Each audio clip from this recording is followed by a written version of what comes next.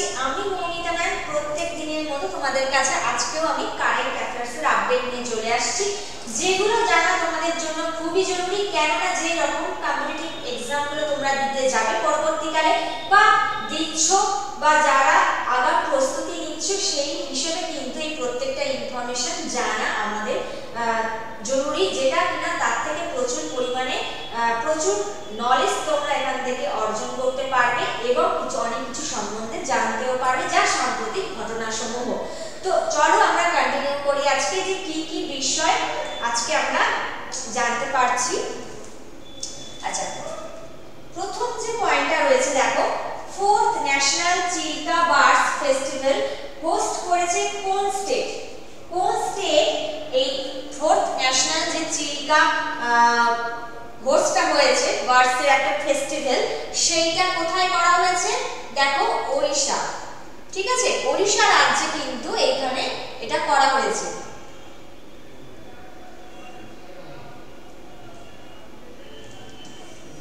ওড়িশা হচ্ছে সঠিক উত্তর, যেখানে কিনা এই 4র্থতম ন্যাশনাল চিল্কা বার্ডস ফেস্টিভ্যাল উদযাপন করা হয়।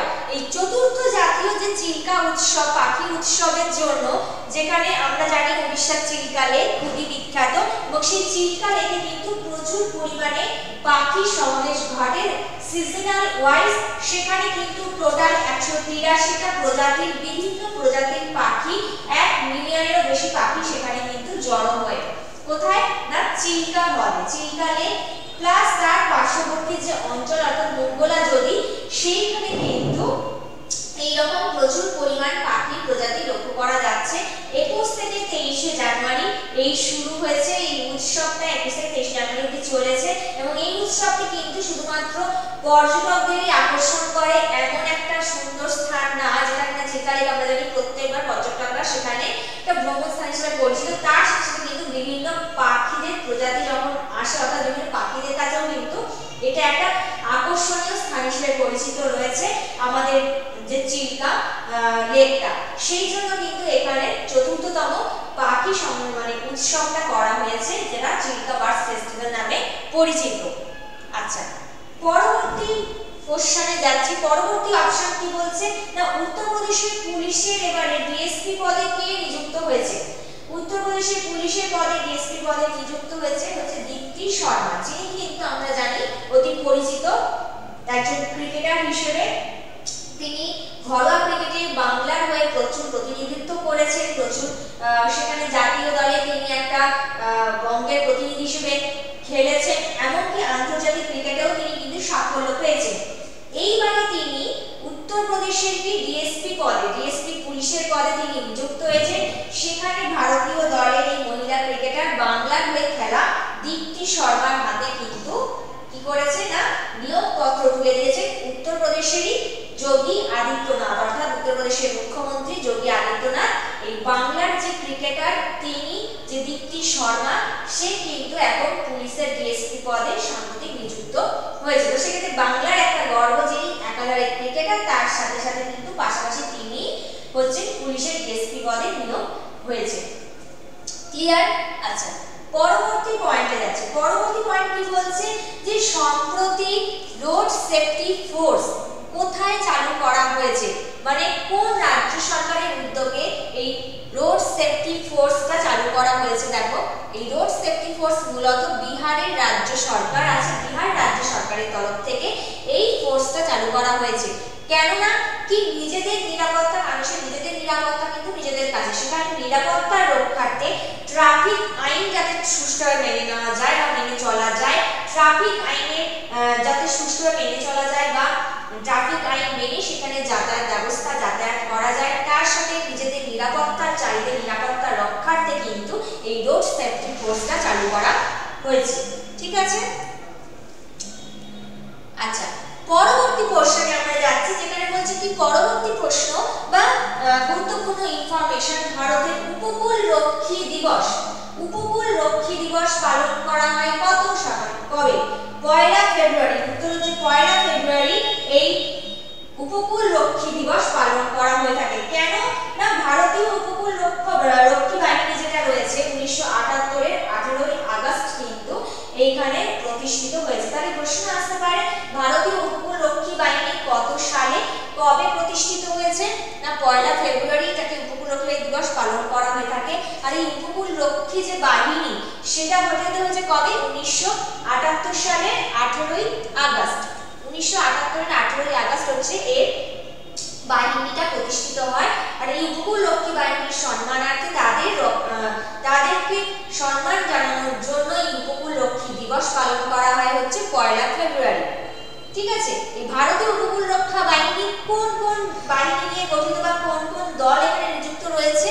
যেখানে ভারতীয় নৌবাহিনী রয়েছে, ভারতীয় মৎস্য অধিদপ্তর রয়েছে, রাজস্ব বিভাগের অংশ রয়েছে, তার মধ্যে কেন্দ্রীয় ও রাজ্য পুলিশের কিছু বাহিনীও কিন্তু সহযোগিতার মধ্যে দিয়ে এরা একত্রে কাজ করে, যেটা উপকূল রক্ষী বাহিনী হিসেবে কাজ করছে বা উপকূল রক্ষী বাহিনী হিসেবে পরিচিত।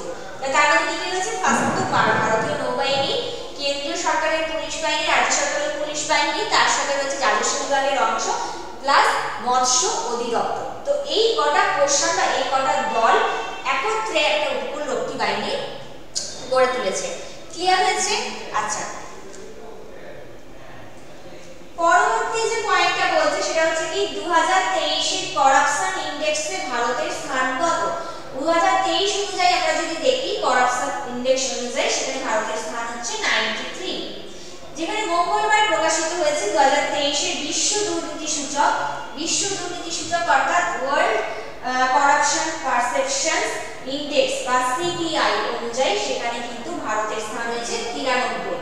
180টা দেশের এই তালিকায় ভারতের স্থান 93, যেখানে ট্রান্সপারেন্সি ইন্টারন্যাশনালের বার্ষিক রিপোর্ট জানাচ্ছে এই এক বছরে দুর্নীতির ক্ষেত্রে ভারতের অবস্থান কিন্তু সেখানে কি হয়েছে না নিম্নগামী হয়েছে। সেখানে পারসেপশন ইনডেক্স পারসেপশন অনুযায়ী ভারতের যে অবস্থান সেটা নিম্নগামী হয়েছে। ঠিক আছে, আচ্ছা, পরবর্তী পয়েন্টে যাচ্ছি। আইএমএফ এর মতে বর্তমানে আর্থিক বছরে ভারতের জিডিপি গ্রোথ কত শতাংশ হবে বলে ধরা হচ্ছে? আইএমএফ যেটা কি Indian mutual fund, international mutual fund. ঠিক আছে, তো ইন্টারন্যাশনাল মিউচুয়াল ফান্ড মানে ভারতের বিশ্বের আর্থিক সংস্থা যেটা রয়েছে, তো তার হিসেব অনুযায়ী ভারতের জিডিপির গ্রোথ কতটা পার্সেন্টেজ হবে সেটা একটা অনুমান করা যাচ্ছে। কত পার্সেন্টেজ? 6.7 হারে কিন্তু জিডিপি সেখানে গ্রোথ হবে বা জিডিপি বৃদ্ধি পাবে। জিডিপি বলতে কি বোঝাচ্ছে? মোট অভ্যন্তরীণ উৎপাদন অর্থাৎ গ্রস ডোমেস্টিক প্রোডাক্ট, যেটা ইন্টারন্যাশনাল মিউচুয়াল ফান্ডের নীতি অনুযায়ী বা বর্তমান আর্থিক বছর অনুযায়ী সেখানে জিডিপি হবে 6.7% রেট ইন্ডিয়ার ক্ষেত্রে। তাহলে ভারতের সৃষ্ট বৃদ্ধি হারে একটা পূর্বাভাস পাওয়া গেছে আন্তর্জাতিক অর্থভান্ডারের মত অনুযায়ী। আচ্ছা, এবং এর থেকে কি প্রমাণিত হবে? যেখানে ভারতের যে অর্থনীতি উন্নয়ন সেটা একটা ক্রমবর্ধমান হারে কিন্তু বৃদ্ধি পাবার একটা আশঙ্কা রয়েছে। আচ্ছা, পরবর্তী পয়েন্ট যেটা খুবই ইম্পর্টেন্ট এবং প্রশ্ন অবশ্যই আসতে পারে, যেখানে প্রথমবার মানুষের মস্তিষ্কে কম্পিউটার চিপ প্রতিস্থাপন করলো কোন কোম্পানি? মানুষের মস্তিষ্কের মধ্যে কম্পিউটারের চিপ প্রতিস্থাপন করা হচ্ছে, অর্থাৎ বুঝতে পারছি সময়টা কতটা এগিয়ে গেছে। অর্থাৎ সময় যখন এগোচ্ছে অগ্রগতির সাথে সাথে আমাদের টেকনোলজি বা প্রযুক্তিটাও কিন্তু সেই লেভেলে পৌঁছে গেছে। তো সেই লেভেলে প্রযুক্তি যখন পৌঁছে গেছে তার সাথে কিন্তু সমান তালে তাল নিয়ে যেখানে বিজ্ঞান ও প্রযুক্তির উন্নতির সাথে সাথে বিভিন্ন কোম্পানি কি করছে, তারা কিন্তু তাদেরও একটা প্রযুক্তির উদ্ভাবন ঘটাচ্ছে, যেখানে মানুষের মস্তিষ্কের মধ্যে কম্পিউটারের চিপকে ইউজ করা হচ্ছে এবং সেখানে প্রতিস্থাপন করেছে কে? নিউরালিঙ্ক কোম্পানি, যেটি কিনা এই পদক্ষেপটা গ্রহণ করেছে। বা নিউরালিঙ্ক কোম্পানির যে হেডকোয়ার্টার সেটা কোথায় রয়েছে? ক্যালিফোর্নিয়া। ঠিক আছে, ক্যালিফোর্নিয়ায় রয়েছে এই নিউরালিঙ্ক কোম্পানির হেডকোয়ার্টার এবং এই প্রতিষ্ঠা কাল কত সালে? 2016 21 জুন কিন্তু এই নিউরালিঙ্ক কোম্পানির আবির্ভাব ঘটে। নিউরালিঙ্ক কোম্পানির প্রতিষ্ঠা হয় 2016 21 জুন। তো এখান থেকে প্রশ্ন আসতে পারে যে কত সালে প্রতিষ্ঠিত হয়, হেডকোয়ার্টার কোথায়? Neuralink company. মস্তিষ্কে কম্পিউটার চিপ প্রতিস্থাপন করেছে কোন কোম্পানি? ক্লিয়ার? আচ্ছা, এবার তোমাদের বলি আমাদের নোটস্টাডির তরফ থেকে কিন্তু প্রত্যেক দিনের যে আপডেট রয়েছে সেগুলোতে কিন্তু অবশ্যই ফলো করো, কমেন্ট করো, যে হোমওয়ার্ক রয়েছে অবশ্যই কমেন্ট সেটা থাকবে ভালোভাবে, এবং যখন পরীক্ষা তোমরা দিতে যাবে সেগুলো কিন্তু ভালো করে আরো ইজিলি তোমরা সেগুলোকে অ্যাটেন্ড করতে পারবে। তো তার জন্য আমাদের বিভিন্ন কোর্স লঞ্চ করেছে, সেই লঞ্চ করা যে কোর্সের অ্যাডমিশন হয়ে যাও, এগুলো প্রত্যেকটা কোর্সের কিন্তু পাওয়ার প্যাক কোর্স, এই পাওয়ার প্যাক কোর্সে কিন্তু সুবিধাও রয়েছে, কিন্তু অপরচুনিটিস পাবে তোমরা, যেমন সার্টিফিকেট পাবে, অনলাইন ক্লাস পাবে, পরে রেকর্ডিং ক্লাস শুনতে পারবে, ঠিক আছে, তার সাথে সাথে বিভিন্ন প্রশ্ন উত্তরের প্র্যাকটিস সেট পাবে, মক টেস্টের সুবিধা পাবে। তো এই সুবিধাগুলো যেগুলো পাবে আমাদের নোটসটার চ্যানেলে তোমাদের সাথে সব সময় রয়েছে, এই সুযোগগুলো তোমাদের সামনে তুলে ধরেছে। তো তোমরা এই সুযোগগুলোকে নিতে শেখো, এই সুযোগগুলোকে হাতছাড়া করো না, ঠিক আছে।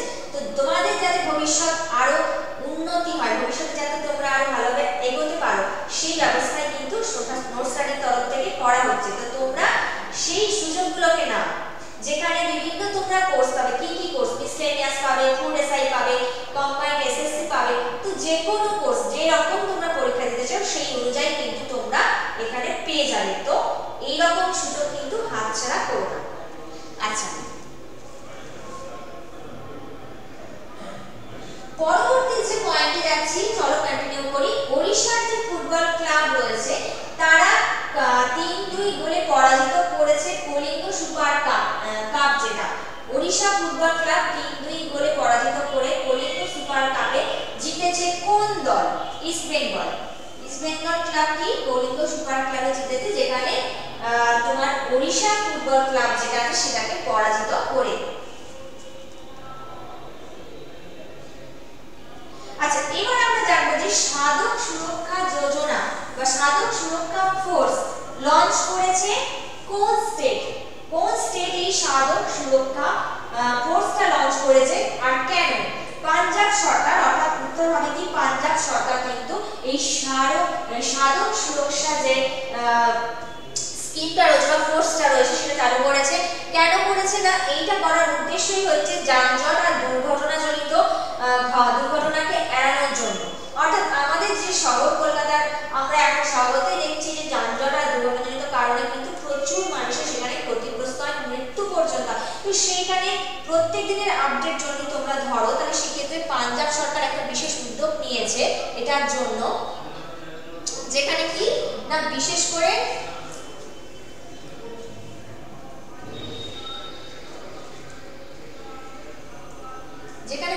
কি বলছে না, এই যে পোরশনগুলোতে রয়েছে এখানে তোমাদের দুর্ঘটনা আর যানজটটাকে এড়ানোর জন্য এখানে তোমাদের সাধক সুরক্ষা যোজনা বা ফোর্স সেটাকে চালু করেছে কে? পাঞ্জাব সরকার। ক্লিয়ার?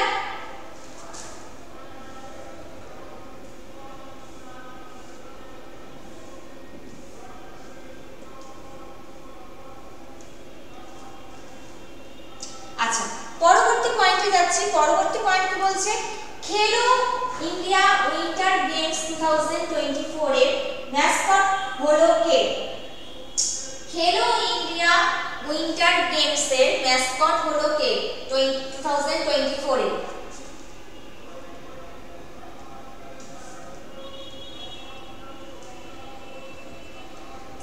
আচ্ছা, উত্তর কি হবে?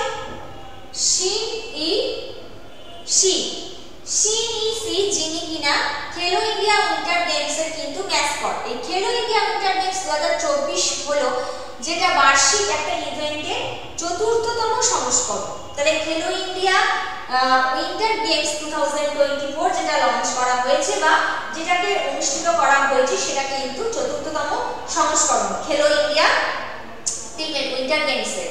ঠিক আছে, এটা বার্ষিক ইভেন্টের ৪র্থতম সংস্করণ। আর এটা কোথায় হয়েছে? এটা হচ্ছে জম্মুর কেন্দ্রশাসিত অঞ্চল লাদাখ। লাদাখ কিন্তু জম্মুর যে কেন্দ্রশাসিত অঞ্চল লাদাখ আছে সেইখানে কিন্তু এই খেলো ইন্ডিয়া উইন্টার গেমস 2024 সেখানে অনুষ্ঠিত হয়েছে, যেটা ৪র্থতম সংস্করণ হিসেবে খেলো ইন্ডিয়া ৪র্থতম সংস্করণ হিসেবে কিন্তু উল্লেখিত।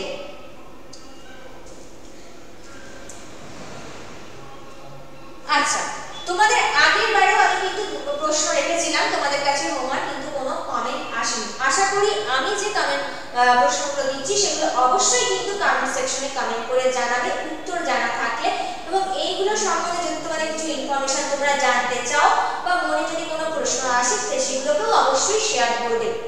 তোমাদের কাছে প্রশ্ন যেটা রাখলাম, সম্প্রতি প্রয়াত রাধা চম্পকা লক্ষ্মী কে ছিলেন? আর 2 নম্বর প্রশ্ন রেখেছি, কোন দেশের রাষ্ট্রপতি হিসেবে চতুর্থবার নির্বাচিত হয়েছে আজারি আসওয়ানি? ঠিক আছে, তো এই দুটো প্রশ্ন তোমরা ভালো করে পড়ে নিয়ে কমেন্ট সেকশনে অবশ্যই কমেন্ট করে জানিও উত্তরটা। আমি পরের দিনকে আবার নতুন অনেক ইনফরমেশন নিয়ে তোমাদের সামনে আসবো, তোমাদের সাথে শেয়ার করব এবং আরো অনেক কিছু অজানা তথ্য তোমরা জানতে পারবে, যেগুলো তোমাদের কিন্তু কম্পিটিটিভ এক্সামের জন্য যে পরবর্তী এক্সামগুলো দিতে যাবে সেগুলোর জন্য কিন্তু খুবই হেল্পফুল হবে। তো তার জন্য তোমাদের কিন্তু কি করতে হবে, আমাদের সাথে কন্টিনিউয়াসলি থাকতে হবে, আমাদের সাথে জয়েন হতে হবে, আমাদের পেজকে, আমাদের চ্যানেলকে অবশ্যই ফলো রাখতে হবে। তো আজকের মতো এইটুকু। আগামী ক্লাসে আমি আবার নতুন ইনফরমেশন নিয়ে আসবো, নতুন কোনো তথ্যের সাথে তোমাদের সাথে শেয়ার করার জন্য, আরো